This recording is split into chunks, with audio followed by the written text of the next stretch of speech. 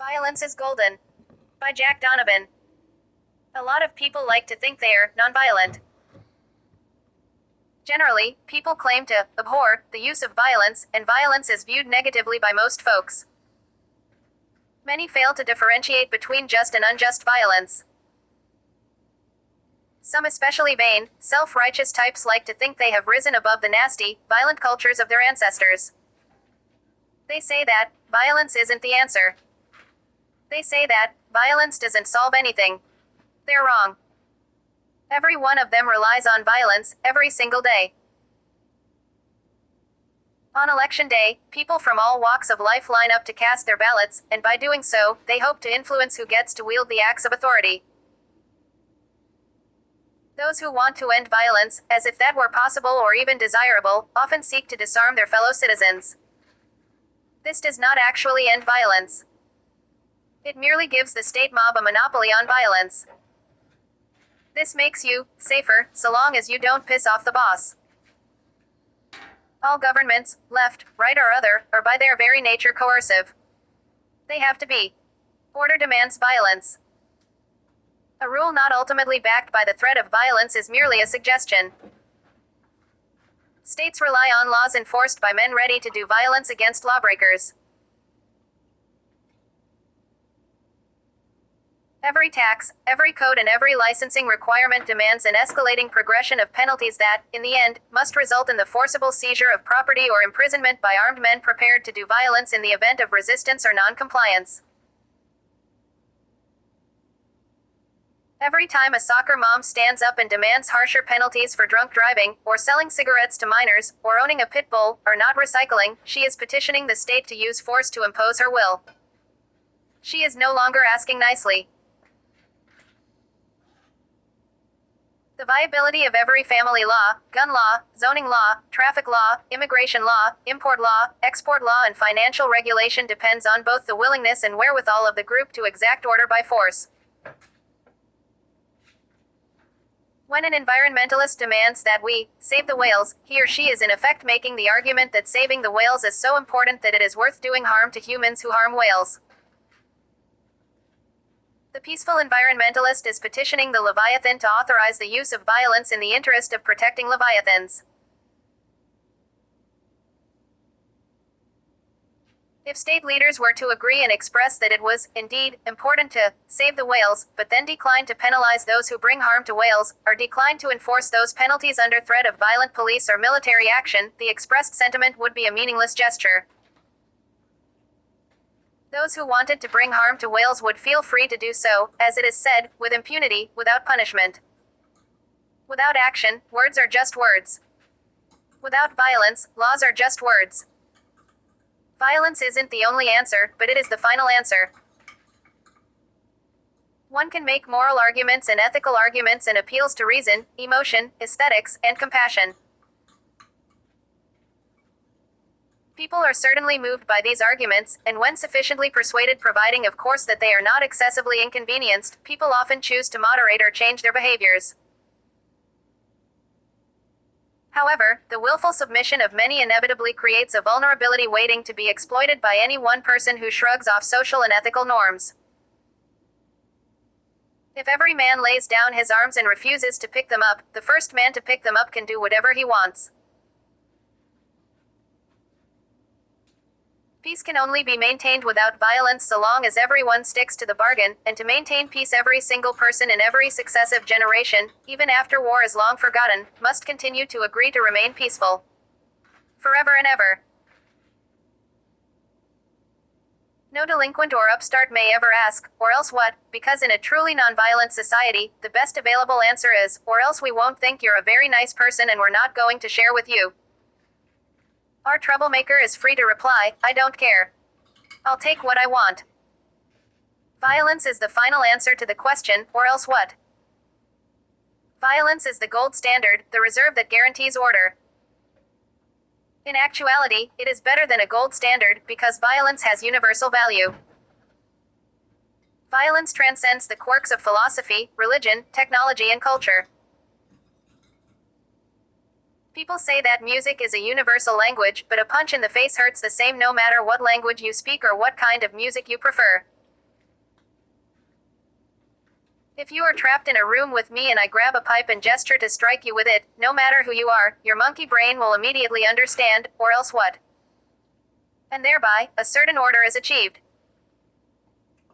The practical understanding of violence is as basic to human life and human order as is the idea that fire is hot.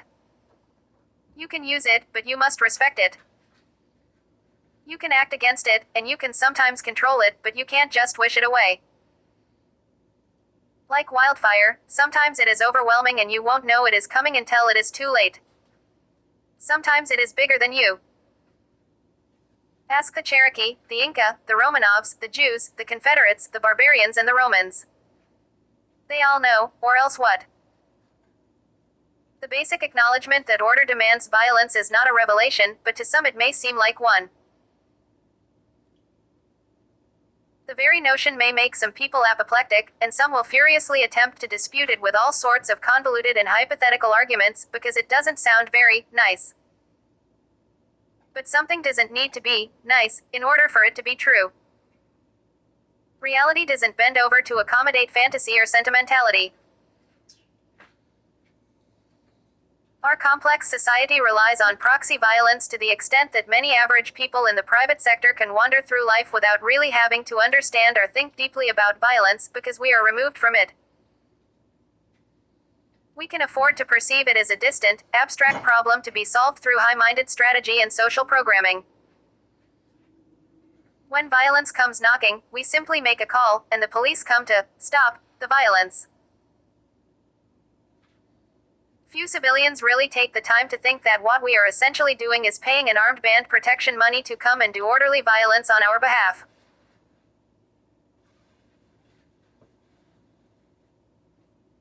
When those who would do violence to us are taken peacefully, most of us don't really make the connection. We don't even assert to ourselves that the reason a perpetrator allows himself to be arrested is because of the gun the officer's hip or the implicit understanding that he will eventually be hunted down by more officers who have the authority to kill him if his is deemed a threat. That is, if he is deemed a threat to order. There are something like 2.5 million people incarcerated in the United States. Over 90% of them are men. Most of them did not turn themselves in. Most of them don't try to escape at night because there is someone in a guard tower ready to shoot them. Many are nonviolent offenders. Soccer moms, accountants, celebrity activists and free-range vegans all send in their tax dollars, and by proxy spend billions and billions to feed an armed government that maintains order through violence. It is when our ordered violence gives way to disordered violence, as in the aftermath of a natural disaster, that we are forced to see how much we rely on those who maintain order through violence. People loot because they can, and kill because they think they'll get away with it. Dealing with violence and finding violent men who will protect you from other violent men suddenly becomes a real and pressing concern. A pal once told me a story about an incident recounted by a family friend who was a cop, and I think it gets the point across. A few teenagers were at the mall hanging out, outside a bookstore. They were goofing around and talking with some cops who were hanging around. The cop was a relatively big guy, not someone who you would want to mess around with. One of the kids told the cop that he didn't see why society needed police.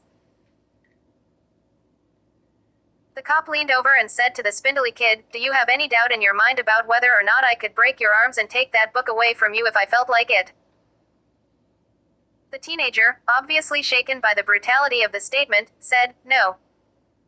That's why you need cops, kid." George Orwell wrote in his Notes on Nationalism that, for the pacifist, the truth that those who abjure violence can only do so because others are committing violence on their behalf is obvious but impossible to accept. Much unreason flows from the inability to accept our passive reliance on violence for protection. Escapist fantasies of the John Lennon, imagine, variety corrupt our ability to see the world as it is, and be honest with ourselves about the naturalness of violence to the human animal. There is no evidence to support the idea that man is an inherently peaceful creature. There is substantial evidence to support the notion that violence has always been a part of human life. Every day, archaeologists unearth another primitive skull with damage from weapons or blunt force trauma. The very first legal codes were shockingly grisly. If we feel less threatened today, if we feel as though we live in a nonviolent society, it is only because we have ceded so much power over our daily lives to the state. Some call this reason, but we might just as well call it laziness. A dangerous laziness, it would seem, given how little most people say they trust politicians. Violence doesn't come from movies or video games or music. Violence comes from people. It's about time people woke up from their 1960s haze and started being honest about violence again. People are violent, and that's okay. You can't legislate it away or talk your way around it. Based on the available evidence, there's no reason to believe that world peace will ever be achieved, or that violence can ever be stopped. It's time to quit worrying and learn to love the battle axe. History teaches us that if we don't, someone else will. Originally published on Arthur's Hall of Viking Manliness, now offline, November 11, 2010.